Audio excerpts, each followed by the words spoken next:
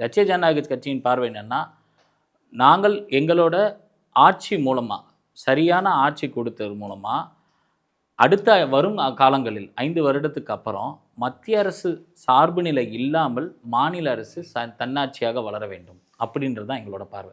ஆனால் இப்போதைக்கு இருக்கிற சூழ்நிலையில் நம்ம 75% மத்திய அரசு சான்று தான் இருக்கும். மத்திய அரசு இல்லாமல் மாநில அரசு எதுவுமே பண்ண முடியாதுன்ற திட்டங்கள், அந்த கேள்வி தவறான கேள்வி. மாநில அரசு நினைச்சாலும் பண்ணலாம். மத்திய அரசு பல திட்டங்கள், மத்திய அரசு கூட நம்ம இணக்கமாக இருக்கும்போது என்ன ஆகும்னா, இப்போ அண்ணன் சொன்ன மாதிரி பல ஸ்கீம்ஸ்கள் நமக்கு வரும். இப்போ சென்ட்ரலி ஸ்பான்சர்ட் ஸ்கீம்ஸு, கிராண்ட்ஸு, அடிஷ்னலாக கிராண்ட்ஸ் எல்லாமே நமக்கு வர்றதுக்கான வாய்ப்பு இருக்குது. இவங்க எப்படி பேசிக்கிறாங்கன்னா மத்திய அரசு இருந்துச்சுன்னா மத்திய அரசுமோ மாநில அரசுமோ மாறி மாறி இருக்கிற மாதிரி இருக்கும்போது அவங்க காசே தரமாட்டாங்க, அதனால் முடங்குது. அந்த மாதிரி வாதம் தப்பு.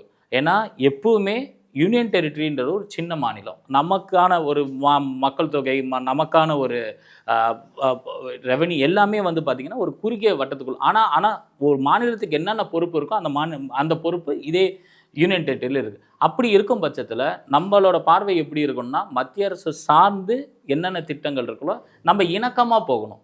அதில் போய் நம்ம எந்த கவர்மெண்ட்டாக, லெட் இட் பி பிஜேபியாக இருக்கட்டும், லெட் இட் பி காங்கிரஸ், யார் இந்த மத்தியில் ஆண்டாலும் அவங்களோட இணக்கமாக போகும்போது தான் பல திட்டங்கள் கொடுப்பாங்க. அதே மாதிரி ஒரு கவர்மெண்ட் ஆஃப் இந்தியா ஒரு ஸ்கீமுன்னு கொண்டு வந்தாங்கன்னா அது வெறும் பாண்டிச்சேரிக்கு மட்டும்தான் கொடுப்போம், வெறும் தமிழ்நாடு கொடுக்க மாட்டோன்றது கிடையாது. அதை நம்ம எப்படி கேட்டு பெறுறோம், எப்போ எத்தனை தடவை இங்கேருந்து ஃபைனான்ஸ் மினிஸ்ட்ரியை போய் நம்ம போய் பார்த்துட்டு அதை கேட்டு வாங்க வச்சு தான் நம்மளோட இது எல்லாமே இருக்குது.